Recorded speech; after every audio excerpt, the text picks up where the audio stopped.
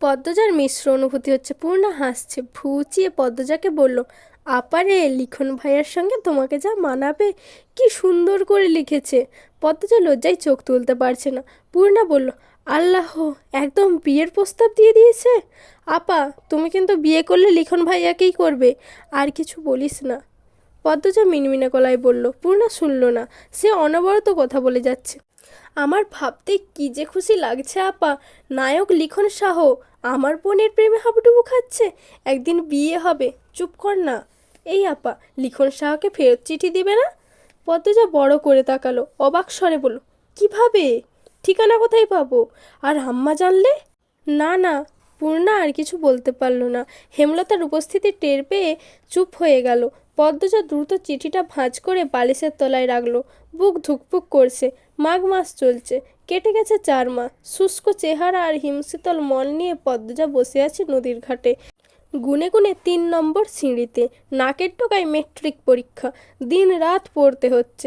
সে নিয়ম করে প্রতিদিন ভোরে পড়া শেষ করে ঘাটে এসে বসে, নিজের অনুভূতিদের সঙ্গে বোঝাপড়া করার জন্য।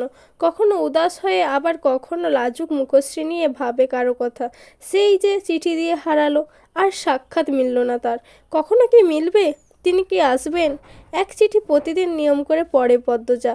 ধীরে ধীরে অনুভব করে তার মধ্যে অন্য অনেক সত্তা প্রতিটি মেয়ের অন্তঃসালের গভীরে জেগে বসে থাকে ভালোবাসার অনুভূতি নিয়ে। পূর্ণা শীতের চাদর মুড়ি দিয়ে পদ্মজাকে খুঁজছে। 2 দিন আগে তার 8ম শ্রেণীর চূড়ান্ত পরীক্ষা শেষ হয়েছে। হিমেল হাওয়ার হাড় কাঁপানো শীতে থেমে থেমে কাঁপছে সে। পদ্মজাকে ঘাটে বসে থাকতে দেখে পেছন থেকে ডাকলো, আপা। পদ্মজা তাকালো, বলল, কি? পরপরই উৎকণ্ঠা নিয়ে বলল, আম্মা আবার অসুস্থ হয়ে পড়েছে? পূর্ণা পদ্মজার পাশ ঘেঁষে বলল, না, আম্মার কিছু হয়নি। পদ্মজা হাঁপ ছেড়ে বলল, আম্মা সারাদিন সেলাই কাজ করে, একদিকে তাকিয়ে থাকে, এক জায়গায় বসে থাকে, এজন্যই শরীরে এত অশান্তি, দুর্বল হয়ে পড়েছে। আব্বাকে বলিস আম্মারে নিয়ে সদরে যেতে, আমার কথা তো শুনবে না। আচ্ছা। দুজন নদীর ওপারে তাকালো। অতিথি পাখির মেলা সেখানে, রোমাঞ্চকর আকর্ষণ। এত পাখি দেখে মন ভরে গেল। পাখিদের কলকাকলিতে এলাকা মুখরিত। এপার থেকেও শোনা যাচ্ছে। কোত্থেকে দৌড়ে আসে প্রান্ত। সে 4 মাসের শুদ্ধ ভাষা রপ্ত করে নিয়েছে ভালোভাবেই। এসেই বলল, আপনারা কি করেন? পূর্ণা বলল, পাখি দেখি, আয় তুইও দেখ। প্রান্ত দূরে চোখ রাখলো। সকালের ঘন কুয়াশার ধবল চাদরে ঢাকা নদীর ওপার। পাখিদের ভালো করে চোখে ভাসছে না। শীতের দাপটে প্রকৃতি নীরব, তাই পাখির কলকাকলি শোনা যাচ্ছে দারুণভাবে। প্রান্ত বলল, বড় আপা, একটা ধরে আনি? একদম না, পাখি ধরা ভালো না। অতিথি পাখিদের ভুলেও ধরা উচিত না। ওরা আমাদের দেশে অতিথি হয়ে এসেছে। প্রান্ত চুপসে গেল, ঠোঁট উল্টে বলল, আচ্ছা। মোর্শেদের কণ্ঠস্বর শুনে 3জন ঘুরে তাকালো। প্রান্ত হাসি মুখে ছুটে এসে বলল, আব্বা, আমি আজ তোমার সঙ্গে মাছ ধরতে যাব। মোর্শেদ প্রান্তকে কোলে তুলে নিয়ে বললেন, তোর মাই আমার লগে কাইজ্জা করব, আম্মাকে আমি বলবো। আচ্ছা যা, তুই রাজি করাইতে পারলে লইয়া যামু। মোর্শেদ গত 2 মাস ধরে প্রান্তকে চোখে চোখে রাখছেন। ছেলে নেই বলেই হয়তো। প্রতিটা বাবা মায়েরই একটি ছেলের আশা থাকে। হেমলতা পরপর 3টি মেয়ে জন্ম দিলেন। এ নিয়ে মোর্শেদ কখনো অভিযোগ করেননি, তবে মনে মনে খুব করে একটা ছেলে চাইতেন। প্রান্তকে যখন প্রথম আনা হলো, ভিক্ষুকের ছেলে বলে তার খুব রাগ হয়। সময়ের সঙ্গে সঙ্গে প্রান্তকে চোখের সামনে ঝাঁপাতে লাপাতে দেখে ছেলের জন্য রাখা মনের শূন্যস্থানটা নাড়া দিয়ে ওঠে। মোর্শেদ আর প্রান্তের মধ্যে রক্তের কোনো সম্পর্ক নেই। মোর্শেদ কাঠখোট্টা গলায় 2 মেয়েকে বললেন, সদরে যাইয়াম, তোদের দুজনের লাইগা চাদর আনতাম না সুইডার? কথাটি শুনে পদ্মজা দারুণভাবে চমকালো। অনাকাঙ্ক্ষিত কিছু পেলে মানুষ কিছুক্ষণের জন্য স্তব্ধ হয়ে যায়। পদ্মজার অবস্থাও তাই হলো। খুশি প্রকাশ করার মতো পথ খুঁজে পাচ্ছে না। স্নায়ুকোষ থমকে গেছে। শীতের তাণ্ডবে প্রকৃতি বিবর্ণ, অথচ তার মনে হচ্ছে বসন্তকাল চলছে। ঢোক গিলে ঝটপট উত্তর দিল, আব্বা, তোমার যা পছন্দ তাই এনেও। খুশিতে পদ্মজার গলা কাঁপছে। মোর্শেদ অনুভব করলেন সেই কাঁপা গলা। গত সপ্তাহের ঘটনা। মধ্যরাতে রমিজের মেয়ে এক ছেলের সঙ্গে ধরা পড়ে। আনন্দপুরে সে কি তুলকালাম তাণ্ডব! ছেলেটিকে ন্যাড়া করে জুতোর মালা পরিয়ে পুরো আনন্দপুর ঘুরানো হয়েছে, আর মেয়ের পরিবারকে মাতব্বর সমাজ থেকে বিচ্যুত করেছেন। পদ্মজা অপূর্ব সুন্দর হওয়া সত্ত্বেও আজও কোনো চারিত্রিক দোষ কেউ দিতে পারেনি। মেয়েটার দ্বারা কোনো অনৈতিক কাজ হয়নি। তার ঘরে যেন সত্যি একটা পদ্মফুলের বাস। ইদানিং মোর্শেদ পদ্মজাকে নিয়ে দোটানায় ভোগেন।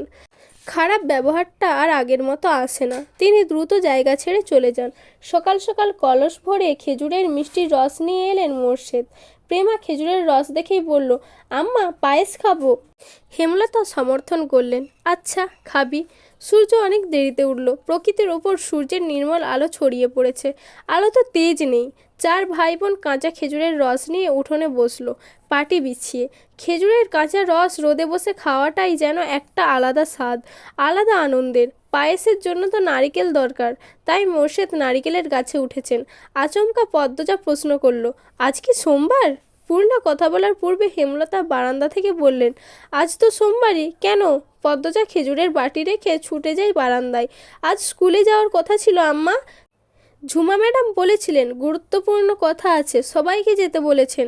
আমায় বলে রাখতি, সামনে পরীক্ষা, গুরুত্বপূর্ণ পড়া দেবে হয়তো, এজন্য রেখেছে। তাড়াতাড়ি যা। এই পূর্ণা, তুইও যা। দুই বোন তাড়াহুড়ো করে বাড়ি থেকে দ্রুত বের হয়। সূর্য উঠলেও কনকনে শীতটা রয়ে গেছে। দুজনের গায়ে মোর্শেদের আনা নতুন সোয়েটার। পদ্মজা যখন মোর্শেদের হাত থেকে সোয়েটার পেল তখন আর আবেগ লুকিয়ে রাখতে পারেনি। মোর্শেদের সামনেই হাউমাউ করে কেঁদে দিল। তার কান্না মোর্শেদের হৃদয় স্পর্শ করে, কিন্তু মোর্শেদ নিজের অহংবোধের তাড়নায় দুর্বলতা প্রকাশ করেন না। পরিস্থিতি থেকে বাঁচতে বাড়ি থেকে বেরিয়ে যান। ফেরেন অনেক রাতে। পূর্ণা হাঁটার মাঝে বলল, আব্বার পছন্দ ভালো, তাই না আপা? কিসের পছন্দ? সোয়েটারগুলো কি সুন্দর। পদ্মজা হাসতেই সামনের দাঁতগুলো ঝিলিক দিল। হাতের ডান পাশে ধান ক্ষেত, ধান গাছের ডগায় ডগায় বিন্দু বিন্দু জমে থাকা শিশির রোদের আলোয় ঝিকবিক করছে। অনেকে হাতে কাঁচি নিয়ে প্রস্তুতি নিচ্ছে ধান কাটার। বাতাসে নতুন ধানের গন্ধ। হঠাৎ পূর্ণা চেঁচিয়ে উঠল, আপারে, লিখন ভাই! পদ্মজা নিঃশ্বাস এলোমেলো হয়ে পড়ে। মুহূর্তে বুকের মাঝে তাণ্ডব শুরু হয়। পূর্ণার দৃষ্টি অনুসরণ করে পেছনে তাকালো সে। লিখন ব্যস্ত পায়ে এদিকেই আসছে। তার পাশে 4 ফুট উচ্চতার মগা। পদ্মজা অজানা আশঙ্কায় চোখ ফিরিয়ে নিল। রুদ্ধশ্বাসে পূর্ণাকে বলল, এখানে আর এক মুহূর্তও না। কথা শেষ করেই সে স্কুলের দিকে হাঁটা দিল। পূর্ণা অবাক হয়, কিন্তু এ নিয়ে রাগ করল না। লিখন পেছনে পেছনে আসছে। পদ্মজার বুক কাঁপছে বিরতিহীনভাবে। তার চাহনি বিক্ষিপ্ত, হৃদয় অশান্ত।